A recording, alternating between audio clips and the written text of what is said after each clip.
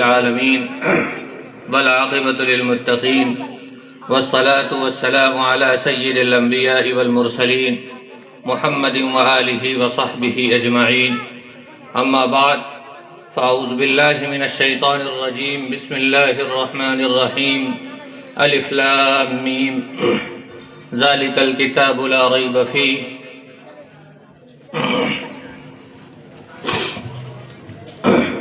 وقال النبي صلى الله عليه وسلم خيركم من تعلم القرآن وعلمه. معزز علماء کرام، اساتذہ اعظام، مہمانان کرام، پیارے طلباء، کافی دیر سے آپ سامعین طلباء کے مختلف نوعیت کے پروگرام کو سماعت کر رہے ہیں. اصل بیانات تو مہمانان کرام کے ہونے ہیں. حق تو یہی ہے کہ ہم تو صرف آج میزبانی کا حق ادا کریں اور ان کی ہی باتیں سنیں. تاہم حکم دیا گیا تو چند باتیں بے ترتیب جو یاد آتی ہیں آپ کے سامنے پیش کرتا ہوں. بات شروع کرنے سے پہلے جامعہ کے منتظمین، اساتذہ، معاونین، طلباء، سب کے سب دل کی گہرائیوں سے مبارکباد کے مستحق ہیں. ان لوگوں نے جو ہمہ جہتی کوششیں، کاوشیں کی، وہ یقیناً سراہنے کے لائق ہیں. اتنی کم عمری میں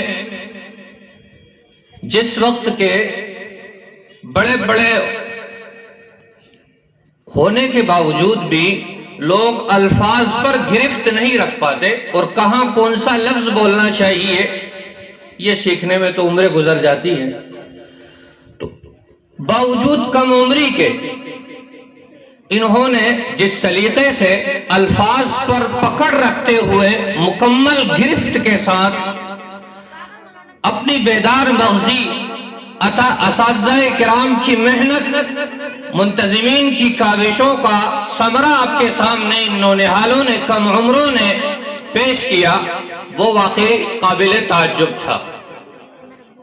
یہ اس لیے بھی بہت زیادہ تعجب خیز بات ہے کہ سامعین کا دباؤ، سامعین کا خوف، ڈر، جھجک ایک قلب کے اندر ایک تصور چھوڑتی ہے، ایک خوف چھوڑتی ہے. اس کی وجہ سے آدمی اپنا مستحضر بھی بھول جاتا ہے. وہ چیز جو کئی دفعہ سنائی ہو، وہ دعویٰ جو دلیل کے ساتھ کئی مرتبہ بیان کیا گیا ہو، جب سامعین کا دباؤ پڑتا ہے اور خارجی لوگوں کے ہونے کا احساس دلوں کے اندر پیدا ہو جاتا ہے تو آدمی کا الفاظ ساتھ دینا چھوڑ دیتے ہیں، تعبیرات جواب دے جاتی ہے. کہیں کہ کہیں اول جلول الفاظ اور تعبیرات کا استعمال آدمی کر بیٹھتا ہے دباؤ کی وجہ سے. لیکن انہوں نے ایسا کچھ بھی نہیں کیا. الفاظ پر بھی مکمل گرفت تھی. انداز بیان بھی بہت اچھا تھا. واقعتاً یہ ہم سب کو تعجب میں ڈالنے والی بات ہے. اللہ تعالیٰ ان کے اساتذہ کو، ان کے معاونین کو، منتظمین کو اپنے پاس سے بہترین اجر جزیل عطا فرمائے. یہ جو باغ لگایا ہے اس کا تعلق چونکہ علم سے ہے اور علوم میں بہترین علم قرآن ہے. اللہ تبارک و تعالیٰ کی ذات حق سے نکلی ہوئی کتاب، تمام طرح کے علوم اس میں موجود ہیں. یہ الگ بات ہے کہ ہم اپنی کم صلاحیتوں کی وجہ سے اس سے کتنا اخذ کرتے ہیں، یہ جداگانہ بات ہے. ورنہ اللہ تعالیٰ نے کلام کے اندر تمام طرح کے علوم کو سمو دیا ہے. اللہ تبارک و تعالیٰ نے اپنی کتاب کی عظمتوں کو کئی اعتبارات سے خود ہی ثابت کیا۔ سب سے پہلا دعویٰ سرزمین مکے پر عرب معاشرے میں یہ کیا گیا کہ یہ اللہ کی کتاب ہے، اس کے اللہ کی کتاب ہونے میں کوئی شک نہیں، یہ دعویٰ تھا۔ اور اس دعوے کو مختلف دلائل سے ثابت کیا گیا۔ دعویٰ وہی مضبوط اور معتبر مانا جاتا ہے۔ علماء موجود ہیں، بڑوں کی موجودگی کا احساس مجھے ہے، دعویٰ وہی معتبر ہوتا ہے جو مدلل ہو۔ دعویٰ بغیر دلیل کے معتبر نہیں ہوتا بھائی، بات بغیر ثبوت کے معتبر نہیں ہوتی۔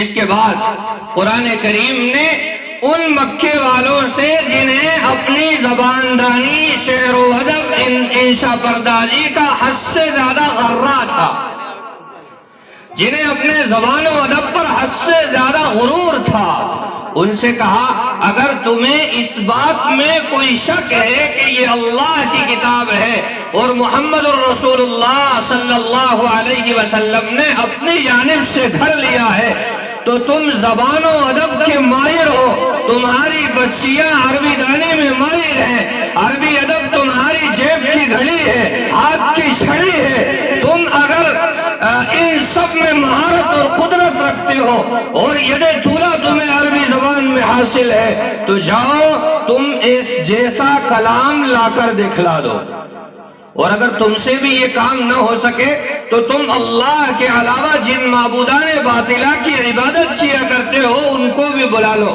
وَادْعُوا شُهَدَاءَكُم مِّن دُونِ اللَّهِ إِن كُنتُمْ صَادِقِينَ۔ یہ چیلنج ہوا، یہ چیلنج ہم جیسے گونگے لوگوں میں نہیں ہوا تھا کہ عربی زبان سے واقفیت ہی نہیں، علماء کا مجمع ہے، پڑھے لکھے لوگوں کا مجمع ہے، اس لیے بات ذرا اونچی ہے، سمجھیے، غور کیجئے، یہ ہم جیسے گونگوں میں بات نہیں ہو رہی تھی۔ اس زمانے میں جہاں بہت ساری لڑائیوں کی وجوہات ہوتی تھی اور ایک قبیلے پر دوسرے قبیلے کی تعظیم اور توقیر مانی جاتی تھی، عظمت کا سکہ مانا جاتا تھا، تحقیر کی وجوہات ڈھونڈی جاتی تھی۔ ایک وجہ یہ بھی تھی کہ ایک قبیلے کا کوئی آتا اور تحریر لکھتا، اشعار لکھتا اور درخت پر اس کو آویزہ کر دیتا، لٹکا کر چلا جاتا تھا۔ دوسرے قبیلے والوں کے لیے ضروری ہوتا تھا کہ اس کا جواب دے، اگر ان اشعار کا جواب نہیں بن پڑتا تھا تو وہ قبیلہ جس نے یہ شعر ٹانگے ہیں، یہ تحریر آویزہ کی ہے، اس قبیلے کی عظمت تمام قبیلوں پر تسلیم کی جاتی تھی، اور جو قبیلے والے جواب نہیں دیتے تھے وہ حقیر سمجھے جاتے تھے، ذلیل سمجھے جاتے تھے۔ زبان و ادب گویا کہ ان کی پھیکی ہوا کرتی تھی۔ ان سے قرآن کریم چیلنج کر رہا ہے کہ بھئی اگر تمہیں اس بات میں شک ہے کہ یہ اللہ کا کلام ہے تو ہمت ہے تو لا کر دکھلاؤ۔ جب کوئی مولانا چھوٹے بچے سے ہم کہہ دیں کہ تیرے میں ہمت ہو تو یہ کر کے دکھا، ایک چیلنج کی انتہا اور ابھارنے کے اندر ایک نادر طریقہ ہوتا ہے، عجیب و غریب طریقہ ہوتا ہے، بڑا جوش آتا ہے۔ قرآن کریم نے جب دعویٰ کیا تو کیا جوش نہ آیا ہوگا؟ کیا انہیں غصہ نہ آیا ہوگا؟ کیا انہیں اپنی خاندانی عظمتوں کا احساس اور خیال نہ ہوا ہوگا؟ لیکن ان سب کے باوجود قرآن کریم کا یہ چیلنج باقی رہا اور کوئی جواب نہیں بن پڑا۔ پھر اس کے بعد اس چیلنج کے معیار کو ذرا کم کیا گیا اور فرمایا گیا چلو پورا کلام نہیں لاتے، 10 صورتیں لے آؤ۔ فَأْتُوا بِعَشْرِ سُوَرٍ مِثْلِهِ مُفْتَرَيَاتٍ وَادْعُوا مَنِ اسْتَطَعْتُم مِّن دُونِ اللَّهِ إِن كُنتُمْ صَادِقِينَ۔ پورا کلام نہیں بن پڑتا ہے، مت لاؤ یار، چلو تھوڑا سا کم چیلنج کرتے ہیں، اور اب ایسا کرتے ہیں 10 صورتوں کا جواب بنا لاؤ۔ 10 صورتیں بھی نہیں بنا کے لائے، اور اس کے بعد پھر اور نیچے معیار کیا گیا اور فرمایا گیا ایک ہی صورت لے آؤ۔ فَأْتُوا بِسُورَةٍ مِّن مِّثْلِهِ فَأْتُوا بِسُورَةٍ مِّن مِّثْلِهِ، ایک چھوٹی صورت، إِنَّا أَعْطَيْنَاكَ الْكَوْثَرَ فَصَلِّ لِرَبِّكَ وَانْحَرْ إِنَّ شَانِئَكَ هُوَ الْأَبْتَرُ۔ اس کا جواب ہی لیا نہیں لائے۔ 1400 برس ہو گئے، یہ چیلنج آج بھی اپنی جگہ قائم ہے اور رہتی دنیا تک کے انسانوں سے اس کا کوئی جواب نہیں بنا۔ یہ دلیل ہے اس بات کی کہ یہ کلام الہی ہے، اللہ تبارک و تعالیٰ کا کلام ہے، اور ہو بھی کیوں نہ۔ ظاہر ہے قرآن کریم کے ایک ایک لفظ پر غور کرنے میں جو معانی کا راز کھلتا ہے، جو معانی اور مفاہیم کے اسرار و رموز کھلتے ہیں، پڑھتے چلے جائیے، پڑھتے چلے جائیے، کیا مزہ آتا ہے۔ اللہ تعالیٰ ہماری قوم کو فہم قرآن بھی عطا فرمائے۔ الفاظ قرآن میں تو آپ لوگ بہت آگے آ گئے، معانی قرآن اور مفاہیم قرآن سے بھی ذرا تعلق وابستہ کیجئے تو مزہ آ جائے۔ رسول اکرم صلی اللہ علیہ وسلم نے اپنی 40 سالہ زندگی میں ظاہری علم کسی سے نہیں پڑھا۔ آپ کا کوئی استاذ نہیں ہے، آپ خالص ناخواندہ ہیں، خالص ناخواندہ ہے۔ قرآن کریم فرماتا ہے آپ کو کسی نے کچھ نہیں سکھلایا۔ وَلَا تَخُطُّهُ بِيَمِينِكَ إِذًا لَارْتَابَ الْمُبْطِلُونَ، آپ ہاتھ سے کچھ لکھنے پر بھی قادر نہیں ہیں، اور یہ لکھنا نہ سکھانا، پڑھنا نہ سکھانا آپ کے لیے انتہائی موزوں اور مناسب ہے، اس وجہ سے کہ اگر آپ پڑھے لکھے ہوتے، کچھ جانتے بینتے، تو لوگ یہ کہتے کہ محمد نے اپنے ہاتھ سے لکھ لیا ہوگا۔ کیا عجیب بات ہوئی کہ وہ شخص، وہ ذات مقدس جو 40 سال تک ظاہری علوم سے بالکل دور رکھی گئی، 40 سال کے بعد کیا چمتکار ہو گیا کہ اس کی زبان سے حروف تہجی اقرأ بسم ربک الذی خلق خلق الانسان من علق اقرأ وربک الاکرم۔ ہم بچوں کو سکھلاتے ہیں الف با پا تا سا، ہم چھوٹے سے تھے تو الف بے تے سے پڑھتے تھے، اب ترقی ہو گئی تو ہم صحیح پڑھنے لگے، الف با تا سا پڑھنے لگے۔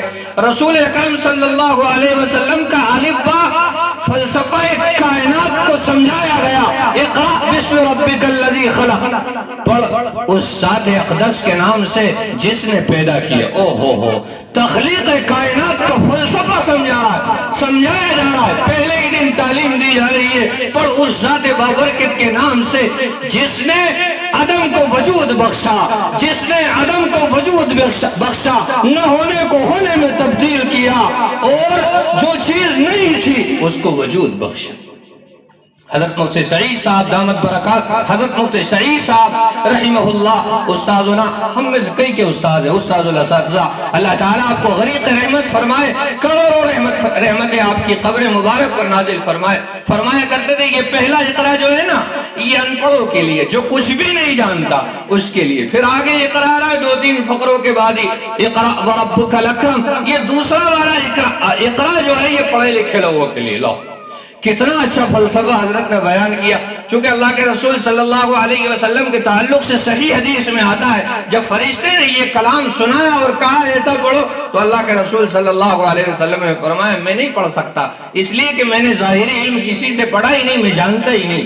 آپ کا دنیا میں کوئی استاذ نہیں ہے، آپ کا دنیا میں کوئی نہ اخلاقی اعتبار سے استاد ہے نہ تعلیمی اعتبار سے استاد ہے، اللہ تعالیٰ ہی خود آپ کے استاد ہیں۔ اس کا ثبوت بھی خود رسول اکرم صلی اللہ علیہ وسلم نے دیا ہے، علمنی ربی فاحسن تعلیمی ادبنی ربی فاحسن تعلیمی، یہ الفاظ ہیں حدیث کے، مجھے میرے رب نے علم سکھلایا اور بہت اچھا سکھلایا، مجھے میرے رب نے ادب سکھلایا اور بہت اچھا سکھلایا۔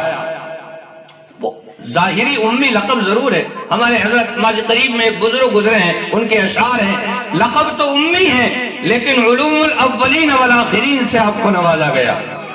پھر علوم اپنی انتہا پر پہنچ کر اس عبداللہ کے یتیم کے در پر جا کر دم توڑ دیتے ہیں، صلاحیتیں یہاں پھیکے پڑ جاتی ہیں، قابلیتیں گھسی پٹی ہو جاتی ہیں، اور کسی محقق کی تحقیق، کسی معلم کا علم، کسی علامہ کی تحقیق اس وقت تک معتبر اور قابل تقلید نہیں ہو سکتی جب تک کہ وہ اپنی سند اس عبداللہ کی یتیم تک نہ منسوب کر دے، اور یہ نہ کہنے پر مجبور ہو جائے کہ مجھے 29 واسطوں سے اللہ کے رسول نے یہ حدیث سنائی ہے۔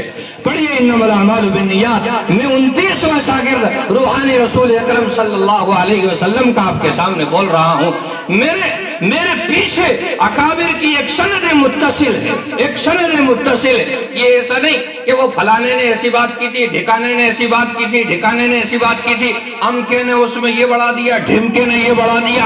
ہمارا علم، شرعی علم پورے طریقے سے معتبر بھی ہے، محفوظ بھی ہے۔ ہم بتائیں گے کہ ایک راوی کے کتنے استاد ہیں، ہم بتائیں گے کہ وہ جاگتا کتنے بجے تھا، ہم بتائیں گے کہ اس کی نجی زندگی کیا تھی، ہم نے روایت چھوڑی ہے تو کس دلیل کی وجہ سے چھوڑی ہے اور قبول کی ہے تو کس دلیل کی وجہ سے قبول کی ہے؟ تم ہم پر اعتراض کرتے ہو، تمہیں اپنے باپ کا بھی علم نہیں ہے صحیح سے، معاف کیجئے گا۔ وہ انگریز جو مدارس پر بھوکتا ہے اور مدارس پر اپنی گندی زبان استعمال کرتا ہے، وہ اپنے باپ کا نام بتا دے، اپنے باپ کا نام بتا دے ذرا۔ ہم 29 واسطے باپ دادا کے نام کے ساتھ گنا دیں گے، اور تو اور ہم نے فلاں سے پڑھا، فلاں نے فلاں سے پڑھا، اور فلاں کے استاد فلاں ہیں، 29 واسطے بلا کسی مبالغے کے ہر طالب علم جانتا ہے ہمارا۔ یہ تو حدیث کی بات ہوئی۔ قرآن کا معاملہ ایسا ہے کہ اللہ تبارک و تعالیٰ نے اس کی حفاظت خود اپنے ذمے لی ہے۔ یہ حدیث کی سند کی بات بیچ میں اس لیے آئی کہ الفاظ قرآن تو ہمارے سامنے محفوظ ہیں، الف لام میم سے لے کر والناس تک محفوظ ہیں، اور پورے طریقے سے اس کا خط بھی محفوظ ہے، اس کے نقطے بھی محفوظ ہیں، اعرابات بھی محفوظ ہیں، اور لکھنے کا طریقہ بھی محفوظ ہے۔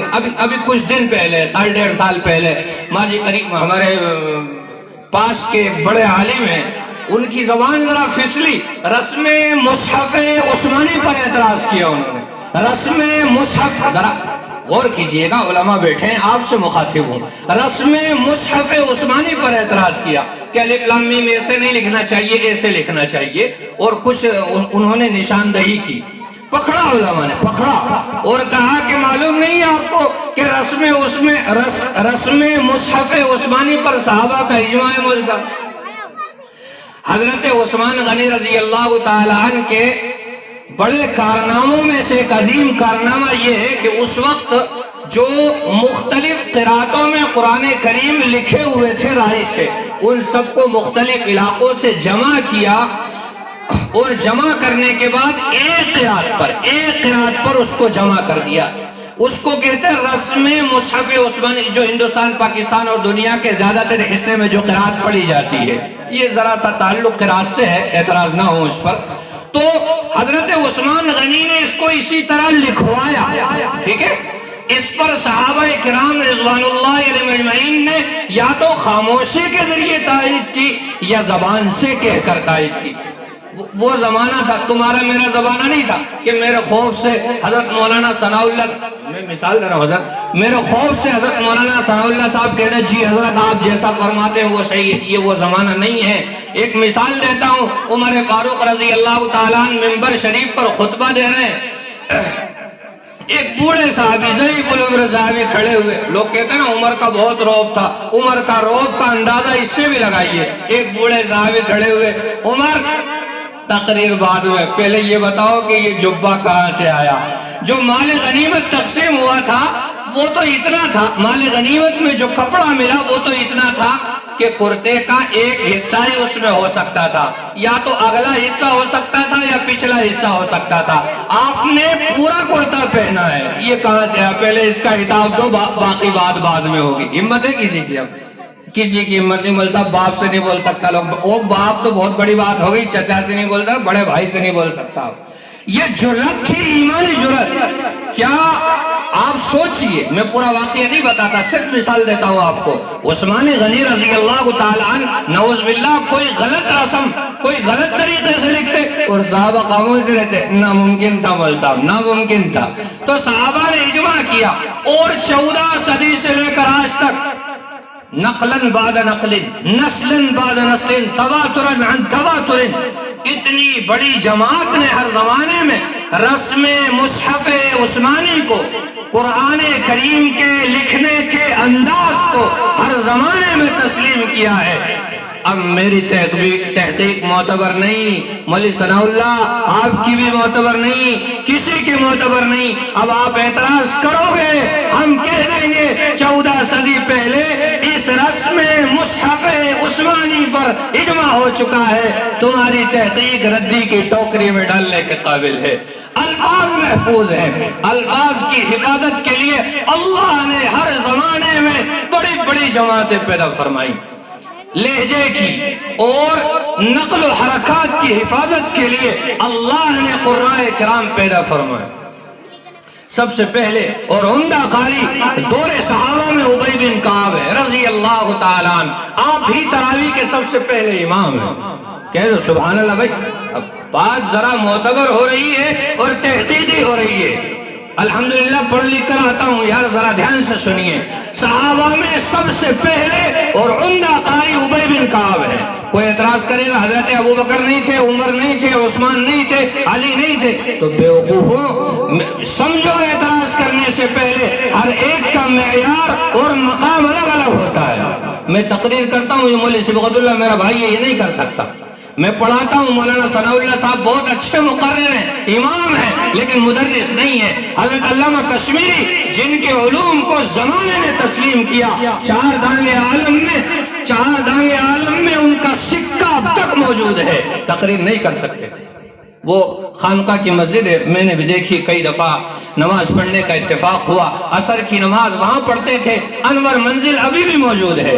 علامہ کشمیری نماز کے بعد کھڑے ہوتے، تشریف رکھیں، انور شاہ حاضر ہے، کلمات خیر سنتے جائیے۔ دو چار لوگ عقیدت میں بیٹھ جاتے، اور وہ تقریر کیسی کرتے تھے؟ حضرت مولانا ثناء اللہ صاحب، مفتی شکیل صاحب تقریر کرتے تھے، امام بخاری یہ حدیث لایا ہے اس باب کے تحت، اس میں ابن حجر نے یہ کہا، فلاں نے یہ کہا، اور میں یہ کہتا ہوں۔ اب یہ عام لوگوں کو کیا سمجھ میں آئے گی بھائی؟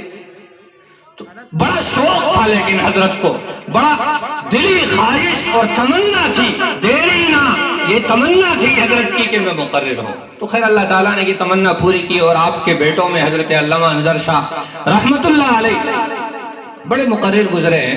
تو بہرحال ایک معیار الگ الگ ہوتا ہے۔ تو میں یہ کہہ رہا تھا کہ صحابہ میں سب سے عمدہ قاری جو تراویح کے سب سے اول امام ہیں، حضرت ابی بن کعب ہے۔ پھر جتنے بھی قاری ہیں، بہت سارے تو ویسے ہی لگا لیتے ہیں نام کے ساتھ، ہوتے ہوتے کچھ نہیں۔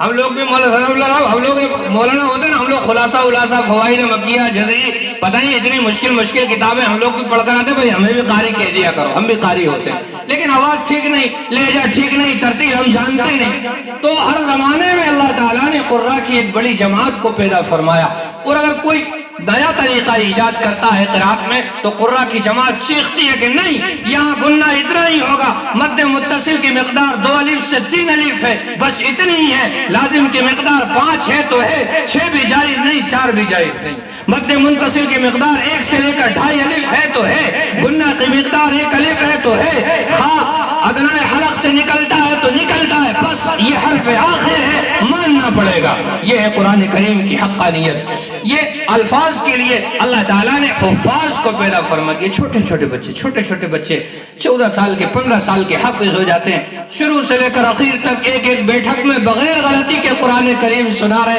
یہ تعجب کی بات ہے، دنیا کی کوئی مذہبی کتاب ایسی نہیں ہے جس کا حفظ آسان ہو۔ وَلَقَدْ يَسَّرْنَا الْقُرْآنَ لِلذِّكْرِ فَهَلْ مِن مُدَّكِرٍ پر غور کیجئے کہ ہم نے قرآن کریم کو یاد کرنے کے لیے آسان کر دیا ہے۔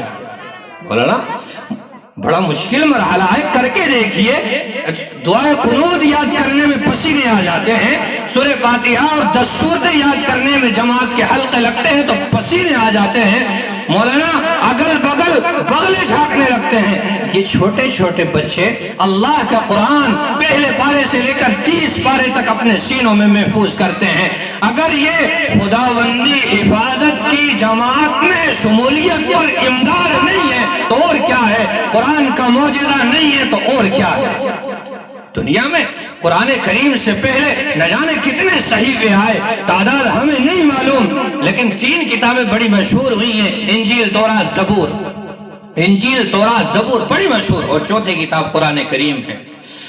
ان سب کے تعلق سے قرآن کریم کہتا ہے انہو لفی زبور الاولین، ٹھیک ہے، وہ محفوظ تھی کسی نہ کسی درجے میں۔ ظاہر ہے کہ اس وقت روئے زمین پر ایک بڑا خطہ ہے جو ان کتابوں سے واقفیت رکھتا ہے۔ ان کے علماء، احبار، رہبانیین اور زہاد ان کے تنزیل لفظی کا دعویٰ کرنے سے قاصر ہیں۔ یعنی کوئی یہ نہیں کہہ سکتا کہ جو تورات زمین پر موجود ہے وہ لفظ بلفظ آسمانی ہے، جو انجیل زمین پر موجود ہے وہ لفظ بلفظ آسمانی ہے، اور جو زبور حضرت داؤد علیہ السلام پر نازل ہوئی تھی جو روئے زمین پر موجود ہے وہ لفظ بلفظ آسمانی ہے۔ یہ دعویٰ آپ اور میں، دیگر مذہب کے محققین تو کیا کرتے، خود ان کے احبار، رہبان، ربیون، علماء بھی نہیں کر سکتے۔ لیکن قرآن کریم کے تنزیل لفظی ہونے کا دعویٰ ہمارا چھوٹا سا بچہ بھی کر سکتا ہے. کہتا ہے کہ الف لام میم یہ وہی الف لام میم ہے جو جبرائیل کے واسطے سے قلب رسول اللہ پر نازل ہوا تھا. یہ الف لام میم آج بھی ویسا ہی ہے جیسا اس وقت تھا. یہ تو الفاظ کی بات ہو گئی. معنی میں آ جاتے ہیں. معنی بیان کرنے کی ذمہ داری اللہ تعالیٰ نے رسول اکرم صلی اللہ علیہ وسلم پر لگائی. اس کا ثبوت بھی قرآن کریم سے ہی ملتا ہے. کذالک لنثبت به فؤادک ورتلناه ترتیلا. اس سے اوپر والی آیت ہے کہ آپ گھبرائیے نہیں، ہم آپ کو سکھلا بھی دیں گے اور اس کا مطلب بھی بیان کروانا ہمارے ذمہ ہے. سورہ قیامہ میں ثم ان علینا بیانا ان علینا جمعہ وقرآنا ثم ان علینا بیانا. ان آیات میں بھی یہی مضمون آگے پیچھے کر کے بیان کیا گیا ہے. تو الفاظ قرآن بھی رسول اللہ کی ذمہ داری ہے، الفاظ بیان کرنا بھی رسول اللہ کی ذمہ داری ہے، اور معانی بیان کرنا بھی رسول اللہ کی ذمہ داری ہے. رسول اللہ ہم کو بتائیں گے کہ ذالکہ کا معنی وہ ہے، کتاب کا معنی قرآن کریم ہے، لا ریبہ کا معنی اس میں کوئی شک نہیں ہے. یہ رسول اللہ صلی اللہ علیہ وسلم نے بیان کیا اور آپ کا بیان کیا ہوا احادیث کی شکل میں موجود ہے.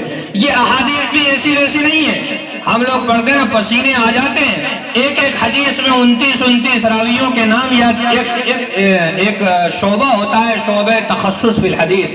اس میں راویوں پر ہی کلام ہوتا ہے کہ کس روایت کو کس راوی نے بیان کیا، کس سے لیا، نجی زندگی کی کیا تھی، کس خاندان سے تعلق رکھتے تھے اور کہاں علم حاصل کیا، کب پیدا ہوئے کب مرے. ایک راوی کے حالات زندگی یاد کرنے میں پسینے آ جاتے ہیں. تو ایک ایک حدیث پر 29 35 40 بچوں آپ کا جب زمانہ ہوگا تو 35 راوی ہوں گے. ہمارا جب زمانہ تھا تو 29 راوی تھے. اور زمانہ آئے گا، قیامت آئے گی، ممکن ہے ایک حدیث کے بیان کرنے والے 100 ہو جائیں اور 100 کے حالات ہمیں بیان کیے جائیں گے، ہم سے بتلائے جائیں گے. ایک ایک نقل و حرکت ان کی محفوظ ہے.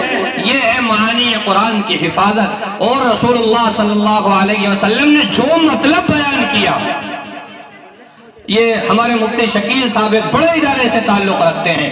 ان کا علم اور ان کی تحقیق کے سامنے ہمارا سر تسلیم خم ہے، لیکن ان کا علم، ان کی تحقیق، ان کی تفسیر وہی معتبر ہے جو رسول اللہ صلی اللہ علیہ وسلم، صحابہ، تابعین، تبع تابعین، ائمہ مجتہدین اور علماء کی بڑی جماعت اس کی تصدیق کرتی ہو.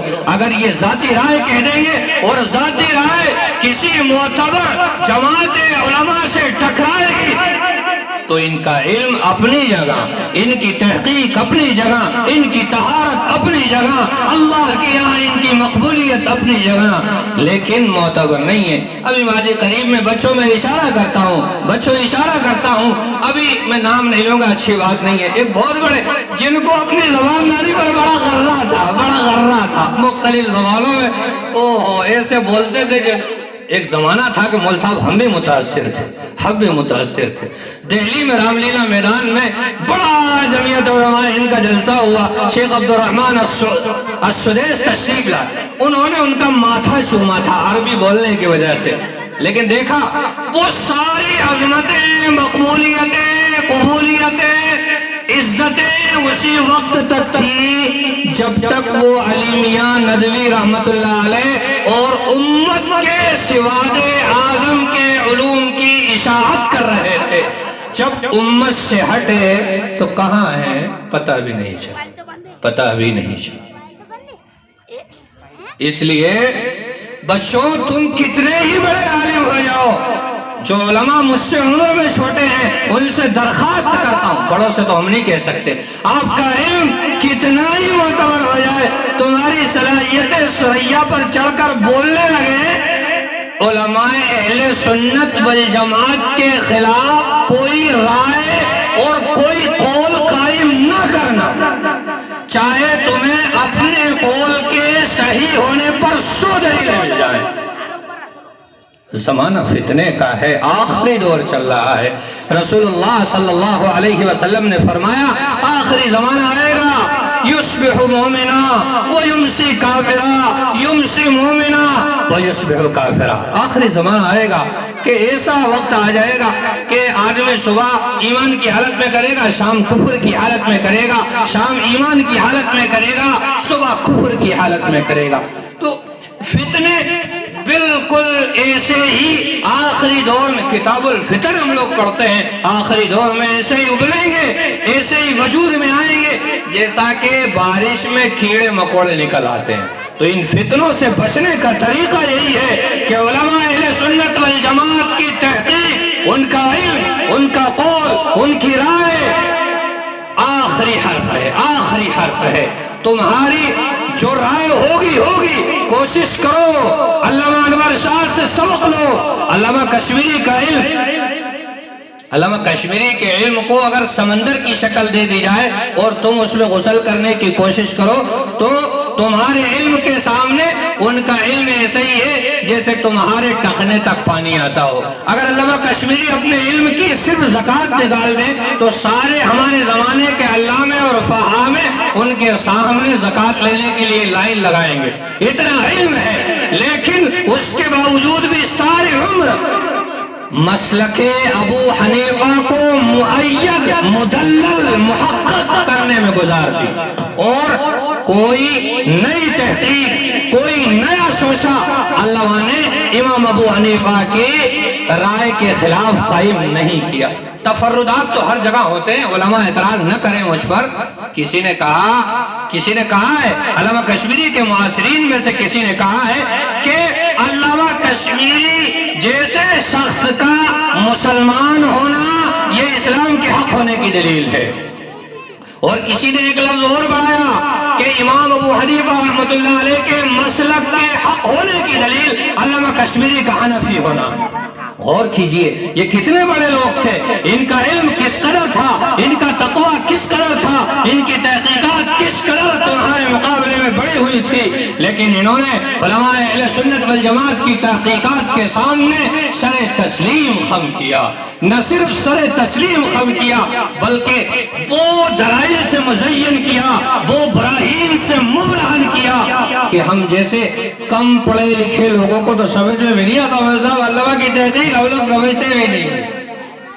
تو بچوں، میرے پیارے ساتھیوں، اگر کوئی بات تمہیں علماء اہل سنت والجماعت کی بات کے خلاف کھٹک رہی ہے، اور جو بات کھٹک رہی ہے اس کے خلاف تمہارے پاس 100 دلیلیں، ایک نہیں کہہ رہا ہوں، 100 دلیلیں ہیں، تب بھی کہہ دینا کہ تیری تحقیق پانی بھرنے کے لائق ہے۔ جو علماء لکھ گئے، ہر زمانے میں بڑی جماعت نے نقل کیا ہے، ان کی تحقیق کے سامنے سر تسلیم خم ہے، ان پر ہمارا زبان و قلم قربان ہے، ان پر ہماری تحقیقات قربان ہے۔ جوانیاں، بڑھاپے، محنتیں، مشقتیں، کاوشیں، جہد مسلسل، سب کچھ قربان ہے۔ علماء حق زندہ باد، پائندہ باد، وآخر دعوانا ان الحمدللہ رب العالمین۔